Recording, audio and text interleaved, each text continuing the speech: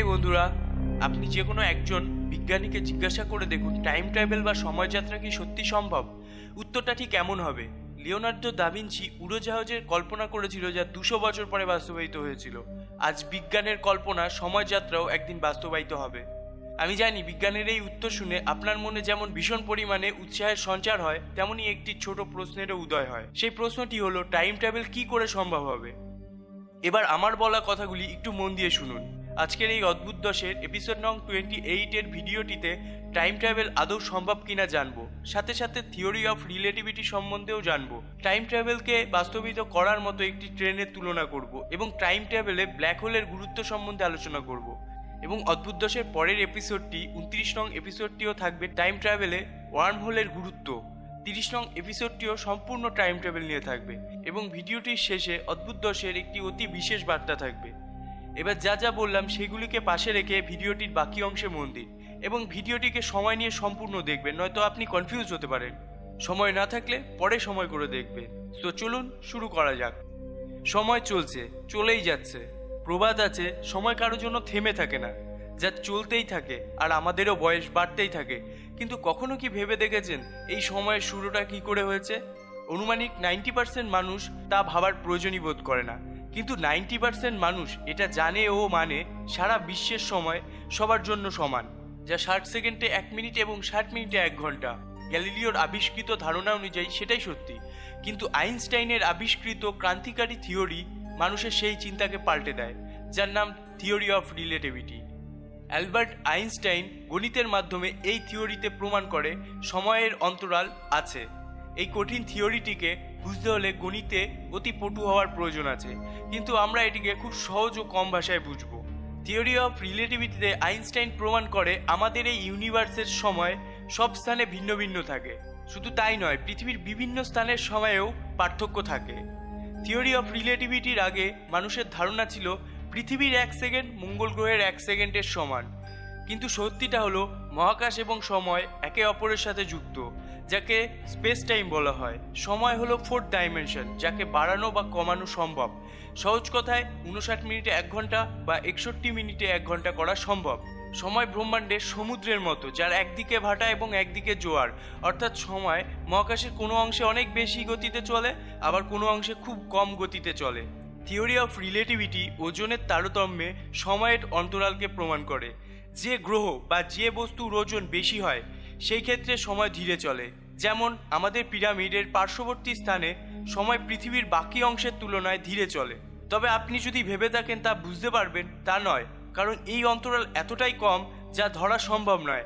আনুমানিক 100 বছরে পিরামিডের সময় বাকি পৃথিবীর তুলনায় 1 সেকেন্ড ধীরে চলে, যেখানে এটা প্রমাণ পায় সময়ে অতীতে যাওয়াটা সম্ভব। বা 100 বছর পর যদি আপনি পিরামিড থেকে বাকি পৃথিবীতে যোগ দেন, তবে আপনি 1 সেকেন্ড ফিউচারে চলে আসবেন। আর আমাদের এই ফিউচারে যাওয়ার উৎসাহকে থিওরি অফ রিলেটিভিটি অনেকটা বাড়িয়ে দেয়। আইনস্টাইনের এই থিওরিতে স্পষ্ট স্পেস টাইমের ইকুয়েশন থেকেই টাইম ট্রাভেল সম্ভব।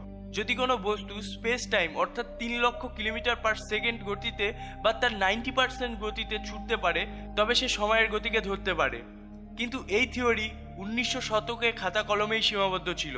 এই শতকের শুরুতে বিগ ব্যাং থিওরি এবং ব্ল্যাক হোলকে বিস্তারিতভাবে ব্যাখ্যা করা বিজ্ঞানী স্টিফেন হকিংস যখন টাইম ট্রাভেল এবং থিওরি অফ রিলেটিভিটিকে ব্যাখ্যা করে দেন, তখন এটা স্পষ্ট হয় টাইম ট্রাভেল 100% সম্ভব। তবে কি করে? স্টিফেন হকিংস অনুমান করতে বলেন একটি ট্রেন ট্র্যাকের বা রেল লাইনের, যা পৃথিবীর চারিদিকে বিস্তৃত হবে। তারপর একটি ট্রেনকে আলোর গতিতে ছোটার অনুমান করতে বলেন। যদি ট্রেনটি সেই গতিতে পৃথিবীর চারিদিকে চলে, তবে সারা পৃথিবীর সমস্ত বস্তু ওই ট্রেনের গতির তুলনায় ধীর গতিতে চলবে এবং সময়ের অন্তরাল তৈরি হবে। এইভাবে ট্রেনটি যতক্ষণ চলতে থাকবে ততক্ষণ পৃথিবীর সাথে ট্রেনটির সময়ের অন্তরাল হতে থাকবে। ধরুন 1 জানুয়ারি 2018-তে এমনই একটি ট্রেন চলা শুরু করলো কিছু যাত্রী নিয়ে, এবং ধীরে ধীরে সেই ট্রেনটি আলোর রশ্মির গতি ধরতে শুরু করলো বা তার 90% গতি ধরতে সক্ষম হলো। তখন ওই ট্রেনের ভেতরের একটি আশ্চর্য ঘটনা ঘটবে। যা ঘটবে সেটি হলো ট্রেনের ভেতরের সময় ধীর গতিতে চলবে। সেই ট্রেনের ভেতরের সময় যখন 1 সপ্তাহ অতিক্রম করবে, তখন পৃথিবীর 65 বছর অতিক্রম হয়ে যাবে। সুতরাং ট্রেনটির যাত্রীরা 7 দিন পর নেমে পৃথিবীর 2018 + 65 2083 সাল হয়ে যাবে। তাদের ছেলে মেয়ে বুড়ো হয়ে যাবে, তবে ট্রেনের যাত্রীরা মাত্র 7 দিনের বড় হবে। কিন্তু এই কল্পনাটির ব্যাখ্যাটির মধ্যে সত্যি থাকার সম্ভাবনা থাকলেও আজও কল্পনা। টাইম ট্রাভেল সত্যি জানলেও তেমন গতিতে ট্রেন ছোটানোর ক্ষমতা মানব সভ্যতার আজও অর্জন হয়নি। যদি তা অর্জন হতো তবে শুধু টাইম ট্রাভেলই নয়, ভিন গ্রহেও যেতে সক্ষম হতো মানুষ। টেকনোলজির মান নিয়ে আমি অদ্ভুত 10-এর এপিসোড নাম্বার 25 এলিয়েন আছে কিনা ভিডিওটিতে বিস্তারিত আলোচনা করেছি। আপনি অবশ্যই ওই ভিডিওটি দেখবেন, 100% বলতে পারি ভালো লাগবে। তবে এটা তো জানা হলো টাইম ট্রাভেল সম্ভব, কিন্তু মানুষ দ্বারা টাইম ট্রাভেল করার মতো যন্ত্র বানানোটা আজও সম্ভব নয়। কিন্তু আমরা কি তাতে নিরাশ হয়ে পড়ব? না না, এতে নিরাশ হওয়ার কিছু নেই, কারণ মানুষের নির্মাণ ছাড়াও প্রকৃতির কিছু নির্মাণ মানুষকে টাইম ট্রাভেল করাতে পারে, যেমন ব্ল্যাক হোল। বন্ধুরা, ব্ল্যাক হোল হলো মহাকাশে থাকা এমন একটি অংশ যার গ্র্যাভিটি পৃথিবীর গ্র্যাভিটির তুলনায় লক্ষ লক্ষ গুণ বেশি, এতটাই বেশি যে কোনো গ্রহ বা নক্ষত্রের সামনে এলে তা তার ভেতরে চলে যায় আর কোনো দিনও ফিরে আসে না। এই কালো হোল তৈরি হয় যখন মহাকাশের কোনো সূর্যের মতো নক্ষত্রের বিনাশ হয়, তখন তা ব্ল্যাক হোলে পরিণত হয়। সেই নক্ষত্রের সমস্ত ইন্ধন জড়ো হয়ে একটি ব্ল্যাক হোলের জন্ম নেয় এবং সময়ের সাথে সাথে কাছাকাছি গ্রহ উপগ্রহকে নিজের গ্র্যাভিটির টানে গ্রাস করে বড় হতে থাকে। এই গ্র্যাভিটির টান থেকে আলোক রশ্মিও বেঁচে ফিরতে পারে না, আলোক রশ্মিও এই ব্ল্যাক হোলে আটকে যায়। তাই ব্ল্যাক হোল সম্পূর্ণ অন্ধকার। কিন্তু এই ব্ল্যাক হোলের মূল হলো ঘনত্ব। ধরুন পৃথিবীকে চাপ দিয়ে একটি ক্রিকেট বলের আকার দেওয়া হলো, কি হবে? ভেতরে পৃথিবীর সব বস্তু চেপে গিয়ে এমন ঘনত্বের সৃষ্টি হবে যে সেই বলটিকে সব থেকে ধারালো বস্তুও ভেদ করতে পারবে না। তেমনই ব্ল্যাক হোল, যার মধ্যে একাধিক গ্রহ নক্ষত্র গিয়ে এমন আকার ধারণ করে যার ঘনত্ব ও ওজন আমাদের সূর্যের ওজনের তুলনায় লক্ষ লক্ষ গুণ বেশি। কিন্তু এই ব্ল্যাক হোলের একটি সেফটি পয়েন্ট আছে, যেটি ব্ল্যাক হোলের চারিপাশের অংশ। এই অংশে মানুষ বা স্পেসশিপের সাহায্যে টাইম ট্রাভেল করতে সক্ষম হবে। তা কি করে? থিওরি অফ রিলেটিভিটিতে দেখেছি, যে স্থানের ওজন বেশি সেই স্থানের সময় ধীর গতিতে চলে, তেমনি ব্ল্যাক হোলের চারিপাশের সময় ধীরে চলে। যদি মানুষ আমাদের গ্যালাক্সি অর্থাৎ মিল্কি ওয়ে গ্যালাক্সির সব থেকে মধ্যে থাকা এই গ্যালাক্সির সবচেয়ে বড় ব্ল্যাক হোল, যার ব্যাসার্ধ 2.5 কোটি কিলোমিটার, তার অরবিটে বা পার্শ্ববর্তী স্থানে স্পেসশিপ নিয়ে ঘুরতে সক্ষম হয়, তবে স্পেসশিপে থাকা মানুষেরা টাইম ট্রাভেল করতে সক্ষম হবে। কারণ এই ব্ল্যাক হোল এত ভারী যে চারিপাশের সময় পৃথিবীর তুলনায় 2 গুণ আসতে চলে।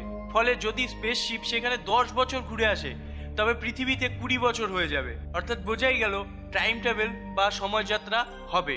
কিন্তু আপনি নিশ্চয়ই ভাবছেন, মানুষ কি ব্ল্যাক হোল, যা আমাদের আলোক বর্ষ দূরে আছে, যেখানে যেতেই তো কয়েক কোটি বছর লেগে যাবে, তারপর সেখানে যাওয়ার মতো স্পেসশিপও তো নেই। আলোক রশ্মি 3 লক্ষ কিলোমিটার পার সেকেন্ডে ছোটে। আমাদের সবচেয়ে দ্রুতগতির স্পেসশিপ কেপলার 11 কিলোমিটার পার সেকেন্ডের গতিতে ছুটতে সক্ষম। তারপর সেখানে গিয়ে ব্ল্যাক হোলের পরিক্রমণ এবং আবার ফিরে আসা, এটা কি সম্ভব? সত্যি কথা বলতে কি, সত্যি এটি সম্ভব নয়। বিজ্ঞানের কাছে এটি একটি কল্পনা মাত্র। তবে কি টাইম ট্রাভেল সত্যি সম্ভব না? তবে কেন বিজ্ঞানীদের বিশ্বাস টাইম ট্রাভেল মানুষ করতে পারবে? তার পেছনেও অনেক কারণ আছে। তার মধ্যে একটি হলো ওয়ার্ম হোল, যা নিয়ে অদ্ভুত 10-এর 29th এপিসোডটি আসতে চলেছে। এবার আপনারা নিশ্চয়ই ভাবছেন সেই এপিসোডটি কবে আসবে। তাই এবার রইল ভিডিওটির শেষ সেই বিশেষ বার্তাটি। অদ্ভুত 10 ঠিক করেছে 7 দিনের মধ্যেই টাইম ট্রাভেল সম্বন্ধিত 3টি ভিডিওই প্রকাশিত করবে। তাই সময় নষ্ট না করে সাবস্ক্রাইব করে বেল আইকনটিকে টিপে নিন সবার আগে সেই ভিডিওগুলোকে দেখতে। আর যদি আপনি 2017-এর নভেম্বর 25-এর পরে এই ভিডিওটি দেখছেন, তবে সবকটি পার্ট চ্যানেলে ঢুকে দেখতে পারেন। ভিডিওটি ভালো লাগলে লাইক, শেয়ার অ্যান্ড কমেন্ট করতে ভুলবেন না। লাস্ট ভিডিওতে 10,000 লাইক এম করেছিলাম এবং সেটা প্রায় পূর্ণ হতে চলেছে, তাই বলতে চাই থ্যাংক ইউ। আর যদি আপনি আমাকে এখনও ফেসবুক, ইনস্টাগ্রাম এবং টুইটারে ফ্রেন্ড বা ফলো না করে থাকেন, তবে ভিডিও ডিসক্রিপশন বা সবার উপরের কমেন্টে থাকা লিঙ্কগুলিতে ক্লিক করে চলে যান এবং ফলো করুন। সর্বশেষে thanks for watching. Stay happy, stay cool.